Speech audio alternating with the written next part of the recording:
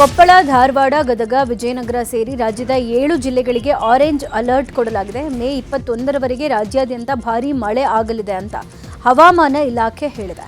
ಬೆಂಗಳೂರಲ್ಲಿ ಮುಂದಿನ 48 ಗಂಟೆ ಮೋಡ ಕವಿದ ವಾತಾವರಣ ಇರಲಿದೆ ಅಂತ ಹವಾಮಾನ ಇಲಾಖೆ ಮಾಹಿತಿ ಕೊಟ್ಟಿದೆ.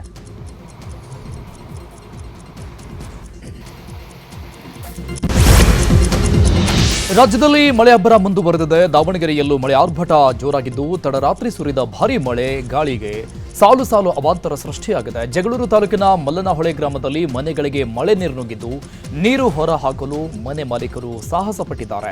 ಇತ್ತ ಜಗಳೂರು ತಾಲೂಕಿನ ಮರೇನಹಳ್ಳಿ ಗ್ರಾಮದಲ್ಲಿ ಗಾಳಿ ಮಳೆಗೆ ವಿದ್ಯುತ್ ಕಂಬಗಳು ಉರುಳಿ ಬಿದ್ದಿದ್ದು ರಾತ್ರಿಯಿಡೀ ಕರೆಂಟ್ ಇಲ್ಲದೆ ಗ್ರಾಮಸ್ಥರು ಪರದಾಡಿದ್ದಾರೆ. ಚಿತ್ರದುರ್ಗ ಜಿಲ್ಲೆಯ ಹಲವೆಡೆ ರಾತ್ರಿಯಿಡೀ ಧಾರಾಕಾರ ಮಳೆ ಸುರಿದಿದೆ. ಗುಡುಗು, ಮಿಂಚು, ಬಿರುಗಾಳಿ ಸಹಿತ ಮಳೆಗೆ ಮೊಳಕಾಲ್ಮೂರು ತಾಲೂಕಿನ ಎದ್ದಲ ಬೊಮ್ಮಯ್ಯನಹಟ್ಟಿ ಗ್ರಾಮದಲ್ಲಿ ಅಪಾರ ಪ್ರಮಾಣದ ಹಾನಿ ಉಂಟಾಗಿದೆ. ಬಿರುಗಾಳಿ ಅಬ್ಬರಕ್ಕೆ 15ಕ್ಕೂ ಹೆಚ್ಚು ವಿದ್ಯುತ್ ಕಂಬಗಳು ನೆಲಕ್ಕುರುಳಿದ್ದು ವಿದ್ಯುತ್ ಸಂಪರ್ಕ ಕಡಿತವಾಗಿ ಜನಜೀವನ ಅಸ್ತವ್ಯಸ್ತವಾಗಿತ್ತು. ಗ್ರಾಮದಲ್ಲಿ 10ಕ್ಕೂ ಹೆಚ್ಚು ಮನೆಗಳ ಶೀಟ್ ಹಾರಿ ಹೋಗಿದೆ. ಅದೃಷ್ಟವಶಾತ್ ಯಾವುದೇ ಪ್ರಾಣಾಪಾಯ ಆಗಿಲ್ಲ. ಹಲವೆಡೆ ಬೃಹತ್ ಗಾತ್ರದ ಮರಗಳು ಧರೆಗುರುಳಿದ್ದು 2 ಆಟೋ, 3 ಬೈಕ್ ಜಖಂಗೊಂಡಿದೆ.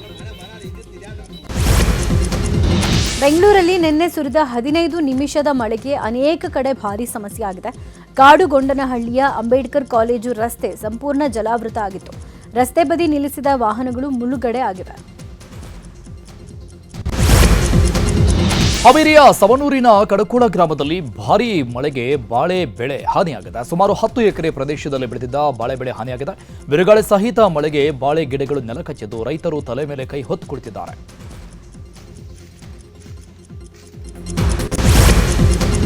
ನಾಳೆ ಸಾರಿಗೆ ನೌಕರರು ಮುಷ್ಕರ ಮಾಡೋದು ಬಹುತೇಕ ಫಿಕ್ಸ್ ಎನ್ನಲಾಗಿತ್ತು. ಆದರೆ ಪ್ರಯಾಣಿಕರಿಗೆ ಯಾವುದೇ ಸಮಸ್ಯೆ ಆಗದಂತೆ ಸರ್ಕಾರ ಪ್ಲಾನ್ ಮಾಡಿಕೊಂಡಿದೆ ಎನ್ನಲಾಗಿದೆ.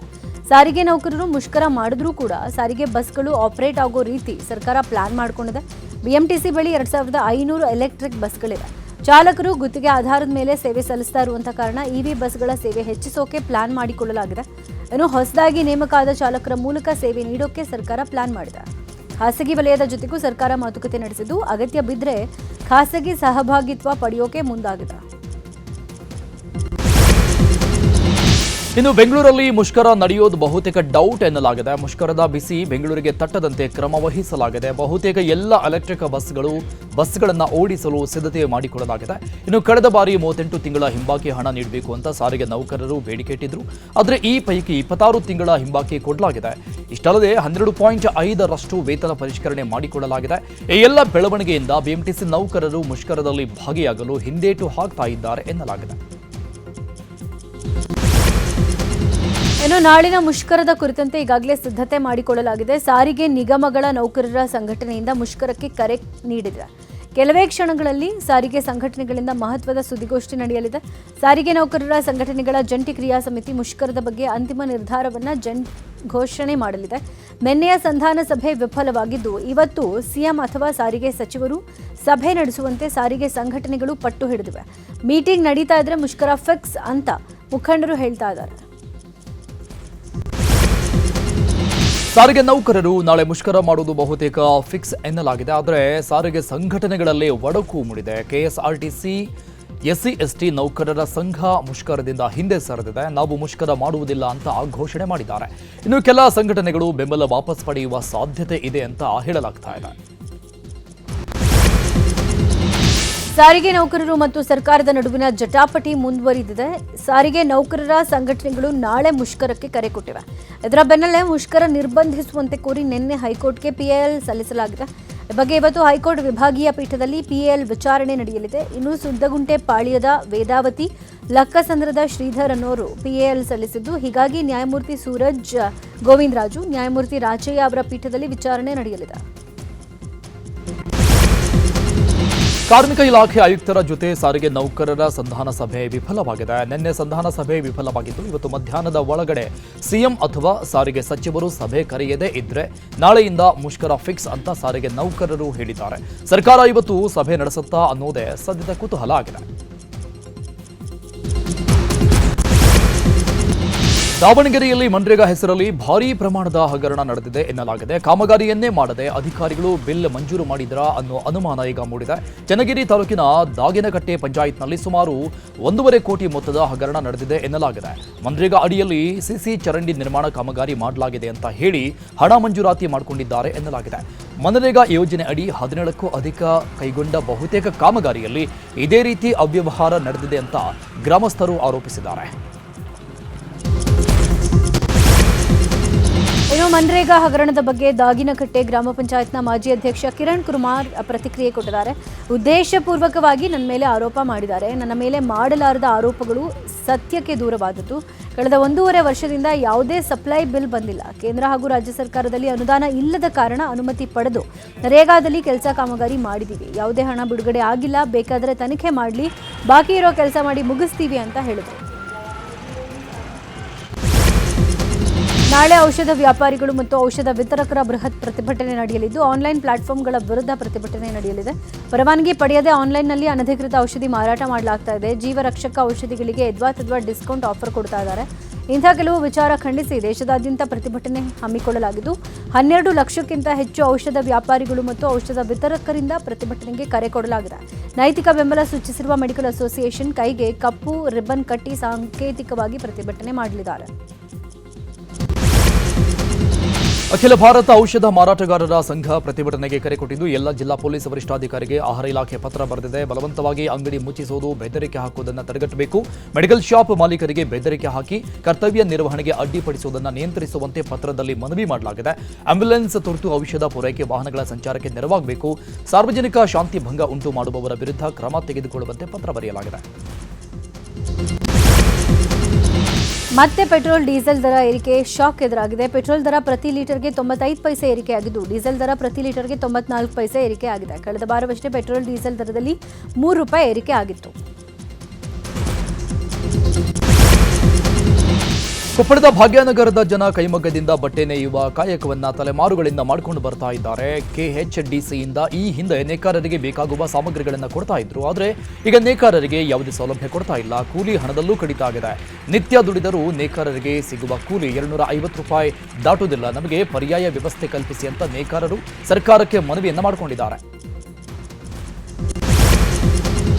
ಬೆಂಗಳೂರು ಮೈಸೂರು ಹೆದ್ದಾರಿ ಪಕ್ಕದಲ್ಲಿರೋ ಕುಡಿಯೋ ನೀರಿನ ಕಟ್ಟೆ ಬಹು ವರ್ಷಗಳಿಂದ ಚನ್ನಪಟ್ಟಣ ನಗರದ ಜನರಿಗೆ ಕುಡಿಯೋ ನೀರು ಪೂರೈಸ್ತಾ ಇತ್ತು. ಆದ್ರೀಗ ಕುಡಿಯೋ ನೀರು ಇಲ್ಲ, ಕಟ್ಟೆಯ ಅಭಿವೃದ್ಧಿಯೂ ಇಲ್ಲದಂತಾಗಿದೆ. ಜೊತೆಗೆ ಇರುವ ವಾಕಿಂಗ್ ಪಾರ್ಕ್ನಲ್ಲಿ ಎಲ್ಲಾ ತರಹದ ಅಕ್ರಮ ಚಟುವಟಿಕೆಗಳು ಎಗ್ಗಿಲ್ಲದೆ ನಡೀತಾ ಇವೆ.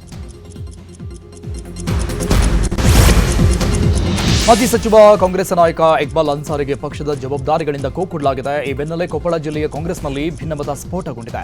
ಈ ಬೆನ್ನಲ್ಲೇ ಇಕ್ಬಾಲ್ ಅನ್ಸಾರಿ ಮಾಡಿರುವ ಪೋಸ್ಟ್ ಭಾರಿ ಕುತೂಹಲವನ್ನು ಮೂಡಿಸಿದೆ. ರಾಜಕೀಯ ಗುರು ಮಾಜಿ ಪ್ರಧಾನಿ ದೇವೇಗೌಡರ ಜನ್ಮದಿನಕ್ಕೆ ಶುಭಾಶಯ ಕೋರಿ ಅನ್ಸಾರಿ ಪೋಸ್ಟ್ ಮಾಡಿದ್ದಾರೆ. ಡಿಸಿಎಂ ಡಿಕೆಶಿ ತಿರುಪತಿಗೆ ಭೇಟಿ ಕೊಟ್ಟಿದ್ದಾರೆ. ಕುಟುಂಬ ಸಮೇತರಾಗಿ ತಿರುಪತಿಗೆ ಭೇಟಿ ಕೊಟ್ಟಿದ್ದ ಡಿಸಿಎಂ ಡಿಕೆ ಶಿವಕುಮಾರ್ ತಿಮ್ಮಪ್ಪನ ದರ್ಶನ ಪಡೆದಿದ್ದಾರೆ. ಬೆಳ್ಳಂಬೆಳಗ್ಗೆ ತಿಮ್ಮಪ್ಪನ ದರ್ಶನ ಪಡೆದ ಡಿಕೆಶಿ ವಿಶೇಷ ಪೂಜೆ ಸಲ್ಲಿಸಿದರು. ಇದೇ ವೇಳೆ ದೇಗುಲದ ವತಿಯಿಂದ ಡಿಕೆಶಿ ಅವರನ್ನು ಸನ್ಮಾನಿಸಲಾಯಿತು. ರಾಜ್ಯ ಕಾಂಗ್ರೆಸ್ ಸರ್ಕಾರ ಅಸ್ತಿತ್ವಕ್ಕೆ ಬಂದು ನಾಳೆಗೆ 3 ವರ್ಷ ಹಿನ್ನೆಲೆಯಲ್ಲಿ ತುಮಕೂರಲ್ಲಿ ಇವತ್ತು ಸಾಧನಾ ಸಮಾವೇಶ ಆಯೋಜನೆ ಮಾಡಲಾಗಿದೆ. ಜೂನಿಯರ್ ಕಾಲೇಜು ಮೈದಾನದಲ್ಲಿ ಅದ್ದೂರಿ ಕಾರ್ಯಕ್ರಮದ ಮೂಲಕ ಶಕ್ತಿ ಪ್ರದರ್ಶನಕ್ಕೆ ಕಾಂಗ್ರೆಸ್ ಮುಂದಾಗಿದೆ. ಸಾರ್ಥಕ ಸೇವೆಗಳ ಸಮರ್ಪಣೆ ಹೆಸರಲ್ಲಿ ನಡೆಯುವ ಸಾಧನಾ ಸಮಾವೇಶವನ್ನು ಸಿಎಂ ಸಿದ್ದರಾಮಯ್ಯ ಉದ್ಘಾಟಿಸಲಿದ್ದಾರೆ. ಬೆಳಗಾವಿಯಲ್ಲಿ ಬಿಜೆಪಿ ಎಂಎಲ್ಸಿ ಎನ್ ರವಿಕುಮಾರ್ ಸುದ್ದಿಗೋಷ್ಠಿ ನಡೆಸಿ ಸರ್ಕಾರದ ವಿರುದ್ಧ ವಾಗ್ದಾಳಿ ನಡೆಸಿದರು. ಸುದ್ದಿಗೋಷ್ಠಿ ನಡೆಸಿ ಮಾತನಾಡಿದ ರವಿಕುಮಾರ್, ಸಾಧನಾ ಸಮಾವೇಶ ಯಾವ ಘನ ಕಾರ್ಯ ಮಾಡಿದಿರಿ? ಅಕಾಲಿಕ ಮಳೆ ಎಲ್ಲಾ ಕಡೆ ಬರ್ತಾ ಇದೆ. ಹಾನಿಯಾಗಿರೋ ಪ್ರದೇಶಗಳಿಗೆ ಯಾವ ಜಿಲ್ಲಾ ಉಸ್ತುವಾರಿ ಸಚಿವರು ಭೇಟಿ ಕೊಡ್ತಾ ಇಲ್ಲ. ಉಸ್ತುವಾರಿ ಸಚಿವರನ್ನ ಹುಡುಕೊಡಿ ಅಂತ ಜಾಹೀರಾತು ನೀಡಬೇಕಾಗಿದೆ ಅಂತ ಟಾಂಗ್ ಕೊಟ್ಟರು. ಸಾಧನಾ ಸಮಾವೇಶದ ಬಗ್ಗೆ ಬೆಳಗಾವಿಯಲ್ಲಿ ಉಸ್ತುವಾರಿ ಸಚಿವ ಸತೀಶ್ ಜಾರಕಿಹೊಳಿ ಮಾತನಾಡಿದ್ದಾರೆ. ಸಾಧನಾ ಸಮಾವೇಶದಲ್ಲಿ ಯಾವ ಹೊಸ ಘೋಷಣೆ ಮಾಡುವುದಿಲ್ಲ, ಹಳೆಯದನ್ನೇ ಪೂರೈಕೆ ಮಾಡಬೇಕಾಗಿದೆ ಅಂತ ಹೇಳಿದ್ದಾರೆ. ಕೇರಳಂ ಸಿಎಂ ಆಗಿ ನಿನ್ನೆಯಷ್ಟೇ ಪ್ರಮಾಣ ವಚನ ಸ್ವೀಕಾರ ಮಾಡಿದ ಸತೀಶನ್ ಅವರು ಸಚಿವ ಜಮೀರ್ ಅಹ್ಮದ್ಗೆ ಕೃತಜ್ಞತೆ ಸಲ್ಲಿಸಿದ್ದಾರೆ. ಕೇರಳಂ ವಿಧಾನಸಭೆ ಚುನಾವಣೆಯಲ್ಲಿ 27 ಕ್ಷೇತ್ರಗಳಲ್ಲಿ ಕಾಂಗ್ರೆಸ್ ಗೆಲ್ಲೋಕೆ ಕಾರಣರಾಗಿದ್ದ ಜಮೀರ್ ಅಹ್ಮದ್ಗೆ ಫೋನ್ ಮಾಡಿರೋ ಕೇರಳ ಸಿಎಂ ಧನ್ಯವಾದ ಹೇಳಿದ್ದಾರೆ. ಸುಪ್ರೀಂನಲ್ಲೂ ಬೇಲ್ ರದ್ದಾಗಿರುವುದಕ್ಕೆ ಟೆನ್ಷನ್ನಲ್ಲಿದ್ದ ನಟ ದರ್ಶನ್ ಮಾನಸಿಕವಾಗಿ ಕುಗ್ಗೋಗಿದ್ದಾರೆ. ಈ ಹಿನ್ನೆಲೆ ಅವರ ಭೇಟಿಗೆ ಅವಕಾಶ ಕೊಡಿ ಅಂತ ಪತ್ನಿ ವಿಜಯಲಕ್ಷ್ಮಿ ಮನವಿ ಮಾಡಿದ್ರು. ಇವತ್ತು ದರ್ಶನ್ ಭೇಟಿಗೆ ವಿಜಯಲಕ್ಷ್ಮಿಗೆ ಅವಕಾಶ ಕೊಡಲಾಗಿದ್ದು, ಸಿಸಿಟಿವಿ ಕಣ್ಗಾವಲಲ್ಲಿ ಭೇಟಿ ಆಗಲಿದೆ.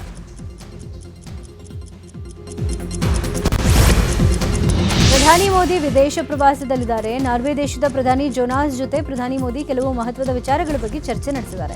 ಈ ಬಗ್ಗೆ ಎಕ್ಸ್ನಲ್ಲಿ ಪೋಸ್ಟ್ ಮಾಡಿರೋ ಮೋದಿ ಕೆಲವು ಮಹತ್ವದ ಯೋಜನೆಗಳ ಬಗ್ಗೆ ಮಾತುಕತೆ ನಡೆದಿದೆ. ನಾರ್ವೆ ಉತ್ತಮ ಸಂಬಂಧ ಮುಂದುವರಿಯುತ್ತೆ ಅಂತ ಹೇಳಿದ್ರು.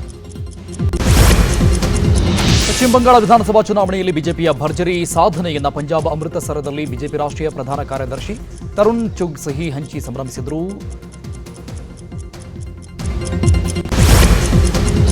ಇರಾನ್ ಮೇಲೆ ಯುದ್ಧ ಸದ್ಯಕ್ಕಿಲ್ಲ ಅಂತ ಟ್ರಂಪ್ ಹೇಳಿದ್ರು. ಈ ಮಧ್ಯೆ ಇನ್ನೊಂದು ಸ್ಫೋಟಕ ಹೇಳಿಕೆಯನ್ನ ಟ್ರಂಪ್ ಕೊಟ್ಟಿದ್ದಾರೆ. ಯುಎಇಯ ಮನವಿ ಮೇರೆಗೆ ನಾವು ಇರಾನ್ ಮೇಲಿನ ದಾಳಿಯನ್ನ ಕೊಂಚ ಮುಂದೂಡಿದ್ದೇವೆ ಅಂತ ಟ್ರಂಪ್ ಹೇಳಿದ್ದಾರೆ. ನಿನ್ನೆ ನಡೆದ ಐಪಿಎಲ್ ಮ್ಯಾಚ್ನಲ್ಲಿ ಸನ್ರೈಸರ್ಸ್ ಹೈದರಾಬಾದ್ ಗೆಲುವು ಸಾಧಿಸಿದೆ. ಚೆನ್ನೈ ನಡೆದ ಪಂದ್ಯದಲ್ಲಿ ಸಿಎಸ್ಕೆ ವಿರುದ್ಧ 5 ವಿಕೆಟ್ಗಳ ಗೆಲುವು ಸಾಧಿಸಿ ಪ್ಲೇ ಆಫ್ಗೆ ಎಂಟ್ರಿ ಪಡೆದಿದೆ. ಟಾಸ್ ಗೆದ್ದು ಬ್ಯಾಟಿಂಗ್ ಮಾಡಿದ ಸಿಎಸ್ಕೆ 20 ಓವರ್ಗಳಲ್ಲಿ 7 ವಿಕೆಟ್ ನಷ್ಟಕ್ಕೆ 180 ರನ್ ಗಳಿಸಿತ್ತು. ಈ ಗುರಿ ಬೆನ್ನತ್ತಿದ್ದ ಸನ್ರೈಸರ್ಸ್ 19 ಓವರ್ಗಳಲ್ಲಿ ಜಯ ಗಳಿಸಿದೆ. ಇವತ್ತಿನ ಮ್ಯಾಚ್ನಲ್ಲಿ ರಾಜಸ್ಥಾನ ರಾಯಲ್ಸ್ ಮತ್ತು ಲಖನೌ ಸೂಪರ್ ಜೈಂಟ್ಸ್ ಮುಖಾಮುಖಿಯಾಗಲಿದೆ. ಜೈಪುರದಲ್ಲಿ ಪಂದ್ಯ ನಡೀತಾ ಇದ್ದು ಇವತ್ತಿನ ಪಂದ್ಯದಲ್ಲಿ ರಾಜಸ್ಥಾನ ಗೆದ್ರೆ ಪ್ಲೇ ಆಫ್ಗೆ ಮತ್ತಷ್ಟು ಹತ್ತಿರವಾಗುತ್ತೆ. ಒಂದು ವೇಳೆ ಸೋತ್ರೆ ಪ್ಲೇ ಆಫ್ ಎಂಟ್ರಿ ಬಹುತೇಕ ಕಷ್ಟ ಆಗುತ್ತೆ. ಈಗ ಸಿನಿಮಾ ಸುದ್ದಿ. ಇವತ್ತು ನಟ ದರ್ಶನ್ಗೆ 23ನೇ ವಿವಾಹ ವಾರ್ಷಿಕೋತ್ಸವ. ಸಾಮಾಜಿಕ ಜಾಲತಾಣಗಳಲ್ಲಿ ದರ್ಶನ್ ಕೈ ಹಿಡ್ಕೊಂಡಿರೋ ಫೋಟೋ ಪೋಸ್ಟ್ ಮಾಡಿರೋ ವಿಜಯಲಕ್ಷ್ಮಿ, ಪ್ರಪಂಚವೇ ತಿರುಗು ಬಿದ್ರೂ ನಾನಿನ ಜೊತೆಗಿರ್ತೀನಿ, ಮೌನ ಇರಲಿ ಚಂಡಮಾರುತ ಬರಲಿ ನಾನಿನ ಕೈ ಹಿಡಿತೀನಿ ಅಂತ ಭಾವುಕ ಪೋಸ್ಟ್ ಮಾಡ್ಕೊಂಡಿದ್ದಾರೆ. ಹ್ಯಾಟ್ರಿಕ್ ಹೀರೋ ಶಿವರಾಜ್ ಕುಮಾರ್ ದಂಪತಿಗೆ 40ನೇ ವಿವಾಹ ವಾರ್ಷಿಕೋತ್ಸವ ಸಂಭ್ರಮ. ಇವತ್ತು ಶಿವರಾಜ್ ಕುಮಾರ್ ತಮ್ಮ 40ನೇ ವಿವಾಹ ವಾರ್ಷಿಕೋತ್ಸವ ಆಚರಿಸಿಕೊಂಡಿದ್ದಾರೆ. ಆನಂದ್ ಸಿನಿಮಾ ಸೂಪರ್ ಹಿಟ್ ಆದ ಬಳಿಕ ಶಿವರಾಜ್ ಕುಮಾರ್ ಮದುವೆಯಾಗಿದ್ದರು.